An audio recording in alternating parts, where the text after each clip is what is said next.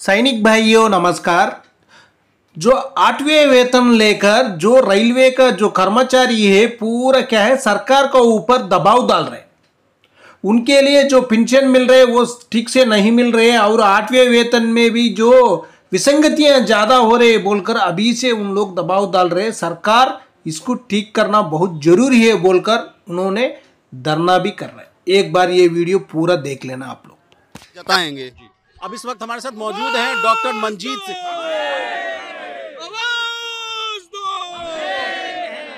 अब इस वक्त हमारे साथ मौजूद हैं डॉक्टर मंजीत सिंह पटेल साहब। लगातार हम लोग टीवी 9 डिजिटल हो या मनी 9 हो या तमाम प्लेटफॉर्म्स पर हम लोग मंजीत जी को कवर किया है। इनसे समझने की कोशिश करते हैं। सर, सरकार तो कह रही है कि कर्मचारी वर्ग को खुश करने के लिए हम लोग 8वें वेतन आयोग की घोषणा कर दिए। सर, पेंशनर्स देने के लिए एनपीएस ले आए। अगर आपको वो नहीं अच्छा लग रहा है यूपीएस ले आए। फिर आप लोग क्यों यहाँ पे मौजूद है? सर, एक काम सरकार और कर दे, उसका नाम मोदी पेंशन स्कीम कर दे। अगर ज़्यादा ही खुश करना है सरकार को, अपने मन से देखना है सरकार को, अगर केवल अपने चश्मे से देखना है तो नामकरण बदलने से उसकी आत्मा नहीं बदलती है उसके अंदर के प्रावधानों को बदलने से। उसके प्रावधान, हमें केवल दो बातों से मतलब है। हमारा कर्मचारी जब रिटायर हो तो 50% पेंशन प्लस डियरनेस अलाउंस की गारंटी, पहला प्रावधान। दूसरा, जब भी रिटायर हो, वॉलंटरी रिटायरमेंट हो, कंपलसरी रिटायरमेंट हो, कैसा भी हो, कर्मचारी का अंशदान ब्याज सहित उसको वापस दे दो। दो ही बातें मांग रहे हैं। लेकिन यूपीएस में तो मंजीत जी कहा जा रहा है सरकार की तरफ से कि गारंटीड पेंशन है। 12 महीने के लास्ट वाला जो है आप उसका आप देख लीजिए, उसके हिसाब से आपको 50%। कहावत है कि जो ये सत्ता पक्ष है ये कि इस कदर कुछ एहसान करती है कि आंखें छीन लेती है फिर चश्मेदान करती है। तो वहाँ जब पेंशन गारंटी की बात की गई, कर्मचारी की जिंदगी भर की कमाई को छीन लेने के बाद की गई। ये कहा कि हम 50% की गारंटी देंगे, लेकिन कर्मचारी का अंशदान जो 20 साल 25 साल 30 साल 35 साल जो वो कंट्रीब्यूट करेगा वो छीन लेगी। तोहमत तो ये भी है साहब कि उस पर जो हम इनकम टैक्स भी दे चुके हैं वो पैसा भी तुम छीन रहे हो। तो कर्मचारी के पास बुढ़ापे पर बचा क्या? मान लो वो 2 साल बाद मर गया, पैसा भी गया, पेंशन भी गई। ये कहाँ का न्याय है? ये कहाँ का न्याय है? हमने सरकार को बताया कि एनपीएस को ओपीएस में कन्वर्ट किया जा सकता है। हमने सरकार को बताया कि यूपीएस को ओपीएस में कन्वर्ट किया जा सकता है। लेकिन सरकार गुलामी करने पर उतारू है। किसकी? बैंकर्स की। किसकी? कारपोरेट की। किसकी? कंपनियों की। ये और ये जो गुलामी है, उस गुलामी की वजह से देश का 1 करोड़ कर्मचारी और उसका परिवार परेशान है। 22 साल से लगातार संघर्ष कर रहा है। सरकार को समझ में नहीं आ रहा। मोदी जी बात करते हैं, बात किससे करते हैं? जो खुद ओल्ड पेंशन में स्कीम में है, वो पेंशनर में है। वो बुलाते हैं कि पटेल जी हम आपको इनवाइट करते हैं, पर बुलाने के बाद किसी एक ऐसे अधिकारी को डिप्यूट कर दिया जाता है, कमेटी के साथ नहीं बिठाया जाता है। क्यों? क्योंकि वहाँ पर कुछ लोगों की एक तरीके से मोनोपोली चलती है कि कहीं अगर ये मुद्दा समाधान हो गया तो कहीं ये आंदोलन खत्म हो जाएगा, आंदोलन खत्म हो जाएगा तो धंधा खत्म हो जाएगा। कुछ लोग तो यही चाहते हैं कि ऐसा चलता रहे चलता रहे चलता रहे। All India NPS employees federation इस बात की तस्दीक करना चाहता है कि हमारा काम आंदोलन, चंदा, धंधा, राजनीति नहीं है। सिर्फ और सिर्फ एक काम है, हमारे देश के 98,50,000 कर्मचारियों को पुरानी पेंशन बहाली की गारंटी, उसकी सौगात मिल जाए, वो कैसे भी मिले। लेकिन मंजीत जी, 8वें वेतन आयोग को लेकर भी कहा जा रहा है कि इसको इम्प्लीमेंट कराते कराते लगता है कि 2028 या 2029 यानी अगला लोकसभा जो चुनाव है वहां तक जो है डेट एक्सटेंड होता हुआ दिखेगा। कहा जा रहा है कि अभी जो है 10 महीने के बाद इसको जो है गजट में नोटिफाई किया गया। टर्म्स ऑफ रेफरेंस वाली बात को लेकर भी जो है धरना प्रदर्शन होने की बात कही जा रही है। कहा जा रहा है कि उसमें यह भी नहीं लिखा हुआ है कि 1 जनवरी 2026 से 8वें वेतन आयोग में मिलने की बात कही जाएगी। इस मुद्दों पर भी क्या आप कहना चाहते हैं? विशाल जी, बड़ी सीधी सी बात है। मैं बड़े दावे, बड़ी जिम्मेदारी के साथ कह रहा हूँ, मनी 9 से कह रहा हूँ कि सरकार जितना डिले करेगी, सरकार ने 10 महीने ऑलरेडी इसको डिले किया। हम जनवरी से, आपको याद होगा कि 15 जनवरी को मैंने आपके चैनल पर आकर के कमिटमेंट किया था कि 1 हफ्ते के अंदर इनको ऐलान करना पड़ेगा। इन्होंने 16 जनवरी को ऐलान किया, उसके बाद इन्होंने 10 महीने तक बिहार चुनाव में खींचा। मैं आज दावे और गारंटी के साथ कह रहा हूँ कि अगर इन्होंने उत्तर प्रदेश के चुनावों तक खींचने की कोशिश की, तो अगर इन्होंने फिटमेंट फैक्टर बढ़िया नहीं लेकर के गए, 2 जो मैंने 64 का दिया है मिनिमम फिटमेंट फैक्टर, अगर उससे नीचे आए तो इनकी राजनीति उल्टी पड़ जाएगी। बजाय इनके फायदे के पूरा देश इनका विरोध करेगा। जितना डिले करेंगे ये उतना उलझते जाएंगे। मंजीत जी, कम्यूटेशन पेंशन वाले मामले पर बोलिए, कहा जा रहा है कि 15 साल से उसको घटा के 12 साल करने की बात हो जा रही है। ये वाला क्या मामला है? देखिए, उसमें सुप्रीम कोर्ट का एक निर्णय है। उसने कहा है कि इस मामले में सरकार के पास पावर है और ये पे कमीशन के पास फैसला रिजर्व है। पे कमीशन का गठन हुआ है, मैं देश के पूरे सभी 1 करोड़ कर्मचारी और पेंशनर्स को ये भरोसा दिलाना चाहता हूं कि इस बार हमारी 15 साल से घटा करके 12 साल पर हम कम्यूटेशन को लेकर के आएंगे। इसके बिना हम मानने वाले नहीं हैं। अभी पे कमीशन ऑफिशियली गठन हुआ है, अभी ऑफिस मिलेगा, उसके बाद बैठकें शुरू होंगी। उम्मीद है हम उस बैठक में शामिल रहेंगे। All India NPS employees federation पूरे देश के कर्मचारियों को ये बताना चाहता है कि मेडिकल फैसिलिटी है, जिसे हम सेंट्रल गवर्नमेंट में सीजीएचएस कहते हैं, दिल्ली गवर्नमेंट में डीजीएचएस कहते हैं। बहुत सारे राज्यों में कर्मचारियों को, हमारे शिक्षकों को मेडिकल फैसिलिटी नहीं मिलती है। हम भारत सरकार से इस बार अपील करेंगे कि जब एक देश है, एक विधान है, एक कानून है, एक संविधान है, एक जो आपका डिजिटल आधार है, तो फिर आप एक जैसी व्यवस्था कर्मचारियों के लिए क्यों नहीं करते? मध्य प्रदेश के कर्मचारियों को बीमा क्यों नहीं, इस तरह का बीमा क्यों नहीं? मध्य प्रदेश के कर्मचारियों को मेडिकल स्वास्थ्य सुविधाएं कैशलेस क्यों नहीं? उत्तर प्रदेश के कर्मचारियों को क्यों नहीं? इस बार हम यूनिफाइड व्यवस्था के लिए लड़ाई लड़ रहे हैं और हम भरोसा दिलाते हैं कि भारत सरकार को प्रत्येक राज्य के कर्मचारियों को एक जैसी व्यवस्था, केंद्र के समान व्यवस्था देनी पड़ेगी। फिटमेंट फैक्टर पर भी एक दो सवाल कर दीजिए मंजीत जी। 2.86 की बात कही जा रही है, पिछला वाला 2.57 के आसपास है।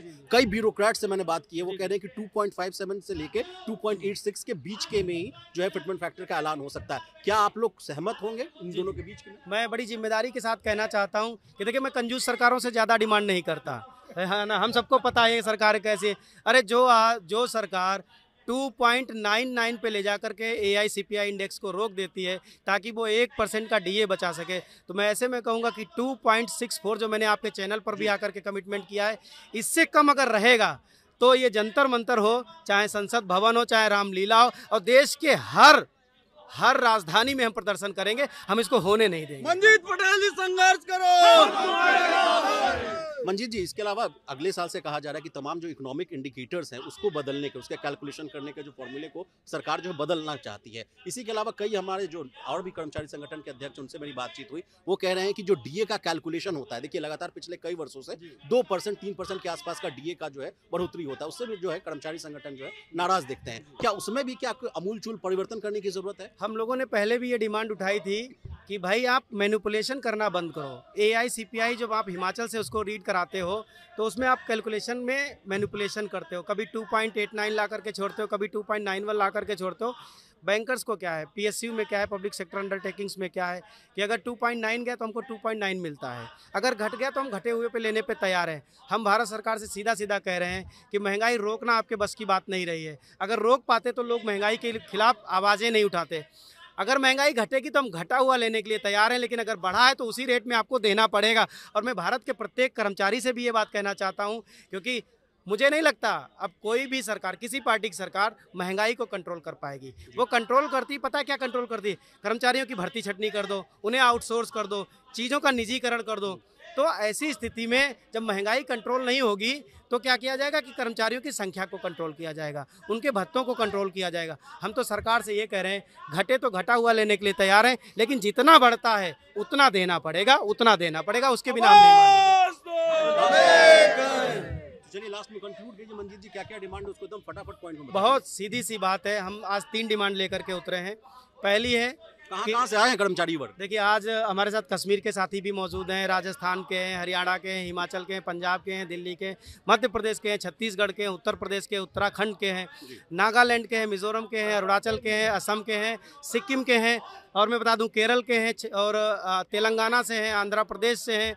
मुझे लगता है कि मणिपुर छोड़ करके भारत का और कोई स्टेट बचा नहीं जहां से लोग आज नहीं आ रहे हैं। और हम आज फिर बता रहे हैं स्पष्ट रूप से, हमारी 3 डिमांड बहुत इंपॉर्टेंट हैं।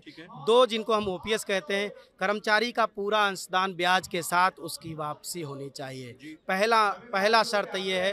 दूसरा ये, जब भी रिटायरमेंट होता है, वो चाहे 10 साल के बाद हो, चाहे 15 साल के बाद हो, चाहे 20 साल के बाद हो, चाहे 25 साल के बाद हो, उसकी कितनी भी नौकरी हो, अगर सरकार उसको रिटायर करती है, जबरिया रिटायर करती है या वो वॉलंटरी रिटायरमेंट लेता है, तो 50% आखिरी वेतन का और डियरनेस अलाउंस देना पड़ेगा। ये हमारी 2 डिमांड है। तीसरी डिमांड है, जो आपने 10 महीने डिले किया है पे कमीशन को, आपको 2026 के अंत से पहले आपको इम्प्लीमेंट करना पड़ेगा उसकी सिफारिशों को।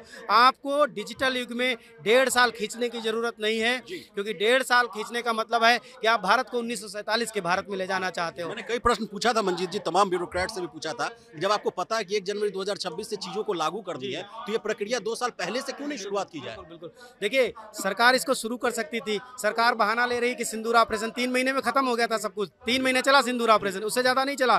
3 महीने के बाद 7 महीने तक आपने इसको एक्सटेंड किया। ये सरकार की कहीं ना कहीं फेल्योरनेस को दिखाता है। सरकार की इच्छा शक्ति की मतलब जो है दबी हुई जो भावनाएं हैं जो वोट को लेकर के वो दिखाती है। और मैं फिर भारत सरकार से ये अपील करना चाहता हूं कि नरेंद्र मोदी जी बहुत बड़ा फैसला लेने के लिए माने जाते हैं, तो कर्मचारियों के मामले में इतने छोटे छोटे फैसले क्यों?